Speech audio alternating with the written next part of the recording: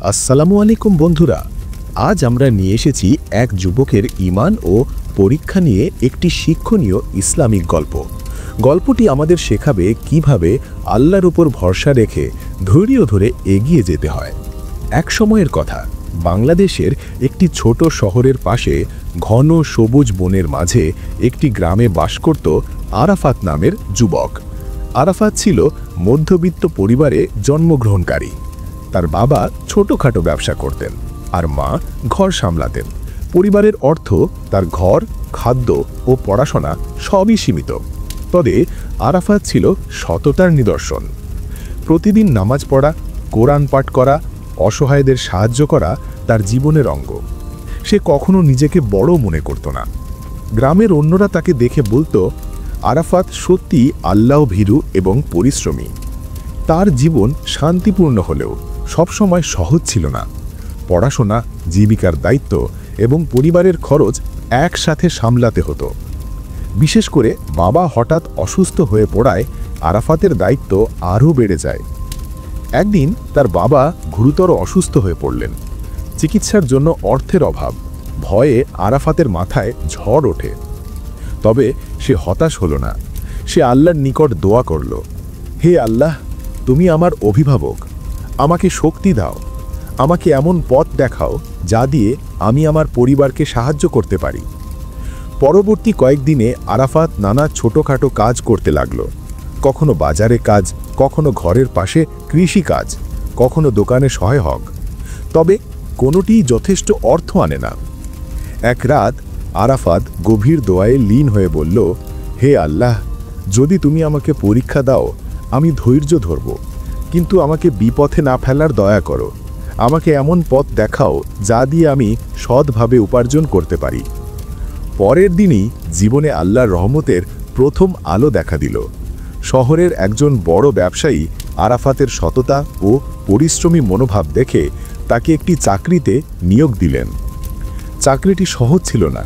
দৈনিক বহু কাজ করতে হতো। শারীরিক ক্লান্তি, মানসিক চাপ, কখনো হঠাৎ বড় সমস্যার মুখোমুখি হতে হতো। তবে আরাফাত কখনো হতাশ হলো না। তার বিশ্বাস ছিল আল্লাহ তার সঙ্গে আছেন। একদিন তার হাতে বড় দায়িত্ব আসে। ব্যবসায়ী চাইছিল নগদ অর্থ, যা আরাফাতের কাছে নেই। প্রথমে সে ভয়ে কাঁপল, কিন্তু মনে মনে সে বলল, হে আল্লাহ, আমি চেষ্টা করছি, আমাকে পথ দেখাও। এই সময় আল্লাহর রহমত হাজির হলো। তার একজন পুরাতন বন্ধু, যিনি বিদেশে গিয়েছিলেন, হঠাৎ যোগাযোগ করলেন। বন্ধু জানতে চাইল আরাফাত কেমন আছে। আরাফাত সব সত্যি বললেন। বন্ধু অবাক হয়ে বললেন, আমি তোমার জন্য সাহায্য করতে চাই। আমি কিছু অর্থ পাঠাচ্ছি। এটা তোমার জন্যই, যেন তুমি পরিবারের পাশে থাকতে পারো। আরাফাত কৃতজ্ঞতা জানিয়ে আল্লাহর প্রতি ধন্যবাদ জানালো। সে বুঝতে পারল ধৈর্য এবং বিশ্বাস কখনো বৃথা যায় না। কয়েক মাস পরে আরাফাতের ব্যবসা ধীরে ধীরে ভালো হয়ে গেল।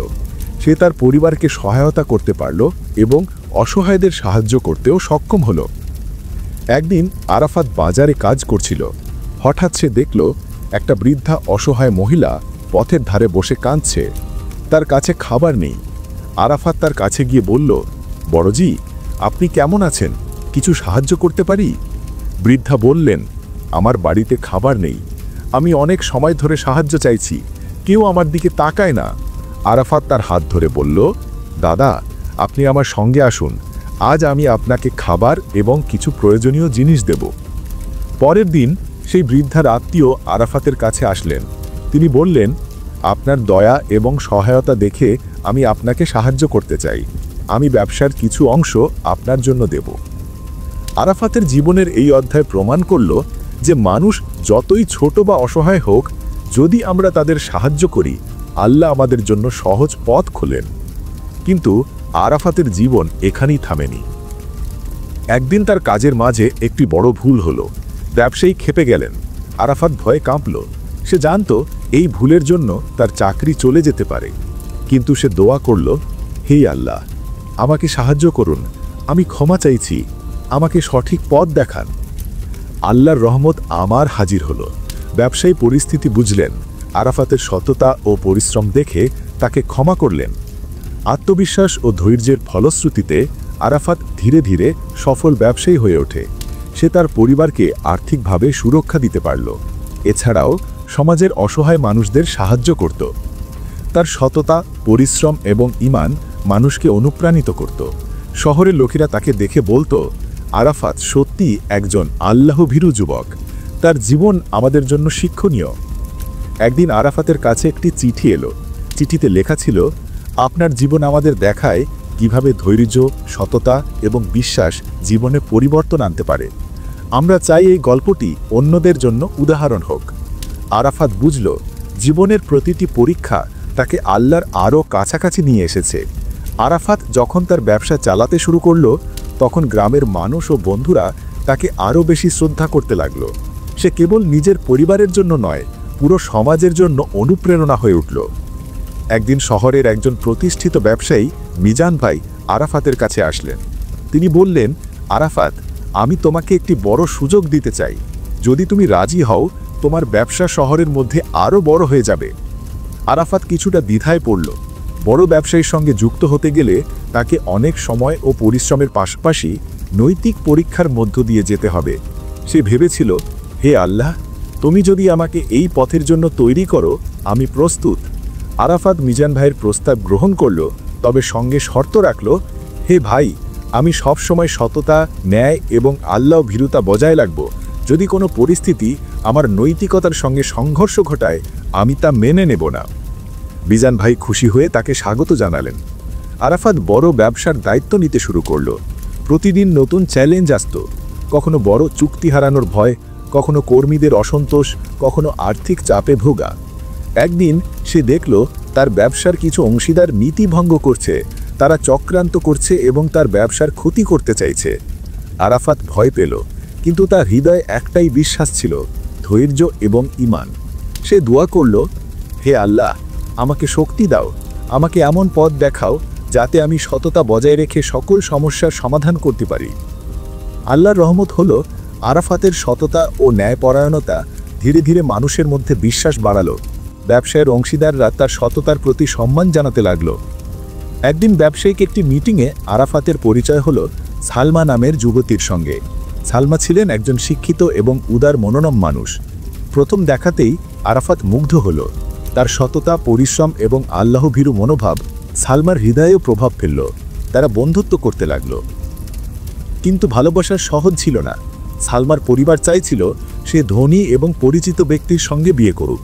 আরাফাতের জীবনের সীমিত সম্পদ এবং তার ব্যবসায়ের ঝুঁকি তাদের জন্য সমস্যা তৈরি করল। আরাফাতও ভয় পেল। সে ভাবল, হে আল্লাহ, আমি চাই সালমার সঙ্গে আমার সম্পর্ক আল্লাহর সন্তুষ্টির পথে হোক। আমাকে শক্তি দাও যেন আমি সৎভাবে তার পাশে থাকতে পারি। আরাফাতের বাবা হঠাৎ আরও অসুস্থ হয়ে পড়লেন। চিকিৎসার জন্য বড় অর্থের প্রয়োজন। আরাফাতের ব্যবসা সম্প্রসারণ চলছে, কিন্তু ব্যয় অনেক বেশি। এই সময় তার ঈমানের পরীক্ষা হলো সবচেয়ে কঠিন। প্রতিদিনের দায়িত্ব, ব্যবসার চাপ, পরিবারের অসুস্থতা এবং সালমার ভবিষ্যৎ সবই একসাথে চাপ সৃষ্টি করছিল। আরাফাত গভীর দোয়ায় লীন হয়ে বললেন, হে আল্লাহ, আমি তোমার সহায়ক, আমাকে ধৈর্য দাও, আমাকে পথ দেখাও। আল্লাহর রহমত আবার এলো। একজন দাতা, যিনি আগেই আরাফাতকে সাহায্য করেছিলেন, তার পুনরায় আর্থিক সাহায্য পাঠালেন। আরাফাতের পরিবার সংরক্ষিত হলো এবং তার ব্যবসায় স্থিতিশীলতা ফিরে এল। আরাফাতের জীবনের এই অধ্যায় প্রমাণ করল, কঠিন সময় ধৈর্য, সততা এবং বিশ্বাস আমাদের জীবনের সবচেয়ে বড় শক্তি। তিনি তার ব্যবসায়ী সাফল্য, সামাজিক অবদান, পরিবার ও প্রেম সবকিছুই আল্লাহর নিকট ধন্যবাদ জানিয়ে করেছেন। আরাফাত সমাজে একজন উদাহরণ হয়ে উঠল। মানুষ তাকে দেখে শিখছে, ধৈর্য, সততা, সহানুভূতি এবং ঈমান কখনো বৃথা যায় না। আরাফাত দেখল, সমাজে অনেক মানুষ অর্থ এবং ক্ষমতার জন্য নৈতিকতা বিসর্জন দেয়, কিন্তু সে কখনো তার নৈতিকতার সঙ্গে আপোষ করেনি। একবার তার ব্যবসার একটি বড় সুযোগ এসেছিল, যেখানে সে দ্রুত বড় আয় করতে পারত, কিন্তু এই সুযোগে কিছু অনৈতিক কার্যকলাপের আশ্রয় ছিল। আরাফাত হঠাৎ চিন্তায় পড়ল। সে দোয়া করল, হে আল্লাহ, আমি চাই এই সুযোগ নৈতিকতার সঙ্গে গ্রহণ করি, আমাকে ধৈর্য ও শক্তি দাও। শেষ পর্যন্ত আরাফাত নৈতিকতার সঙ্গে ব্যবসায় অংশগ্রহণ করল। ফলস্বরূপ আল্লাহর রহমত এবং মানুষের বিশ্বাস তাকে আরও বড় সাফল্য এনে দিল। আরাফাতের জীবনের প্রতিটি অধ্যায় প্রমাণ করল, পরীক্ষা যত কঠিনই হোক, যদি আমরা ধৈর্য, সততা এবং বিশ্বাস বজায় রাখি, আল্লাহ সবসময় আমাদের পাশে থাকেন। কঠিন সময়ে ধৈর্য ধরুন, সততা ও ন্যায় বজায় রাখুন, অসহায়দের সাহায্য করুন, সবসময় আল্লাহর উপর বিশ্বাস রাখুন। আরাফাতের জীবন গ্রাম, শহর এবং সমাজের জন্য এক অনুপ্রেরণা হয়ে উঠল। আজকের গল্প থেকে আমরা শিখলাম, জীবনের প্রতিটি পরীক্ষা ধৈর্য, সততা এবং ঈমানকে আরও শক্তিশালী করে। আল্লাহ আমাদের পাশে থাকলে কোনো চ্যালেঞ্জই অসম্ভব নয়।